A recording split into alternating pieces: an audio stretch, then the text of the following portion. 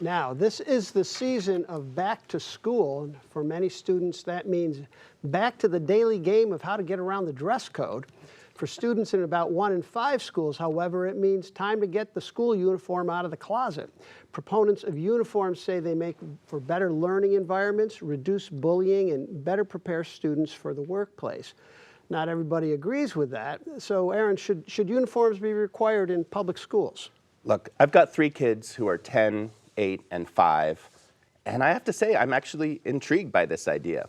One of the great things about uniforms is that if you don't have a dress code, then you don't have an ability for people to be inequitably dress coded, by which I mean there's an enforcement of the dress code against them that feels inequitable. They feel targeted maybe because they're a woman, maybe because they're queer, maybe because they're a person of color, and that is not a great environment for our kids. And I say all this as someone who, in high school, I had dyed blue hair, I had a hemp necklace, I had a rainbow knit hat, I had painted fingernails. The only reason I didn't get bullied was because I'm 6'2" and 200 pounds and I played on the lacrosse team, right? So I'm all for free expression.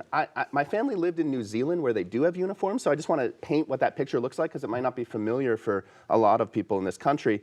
And uniforms make everyone feel like they're on the same team. Now, the jury's still out in some of the data on whether this really cuts down bullying and really improves people's lives, but I think it's an interesting path forward to try to address some of the challenges our students are facing in their schools. Yeah, I also grew up in a school in Calcutta where we had school uniforms. I think it's a great equalizer, right? Like you don't know what class background you come from. You don't know whether you're rich or you're poor. Everybody wears the same thing. It creates a sense of community, school, identity towards the school and so on and so forth. And I went to the education department's data just to put out the data a little bit here.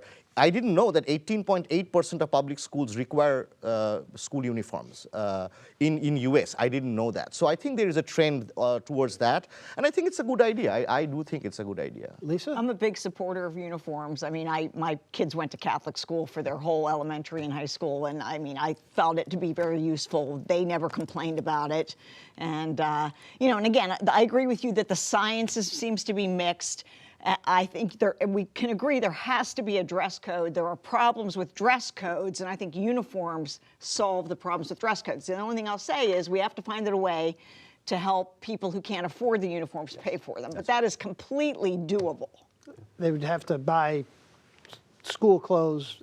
Yeah, well, right, not only that, but you have subsidized lunches, you could have subsidized uniforms. Nina? I'm sorry, but I have to agree with everybody on the panel. That there is no evidence that the reasoning is for this is actually borne out by the data. There is no evidence that having uniforms, dress codes actually reduce behavioral problems or increases academic achievement. We do have evidence, as Aaron pointed out, that there is a disproportionately negative impact on poor and minority students. The argument that it helps to prepare them for the world, we don't have any evidence for. So, as I said, I disagree with everybody. You disagree with everybody? Yes, I did. Okay. Did I say All agree? right. I mean, disagree. Right. No. I disagree with everybody on that particular point. Okay, so no school uniforms. Yes. No uniforms. But ban the phones.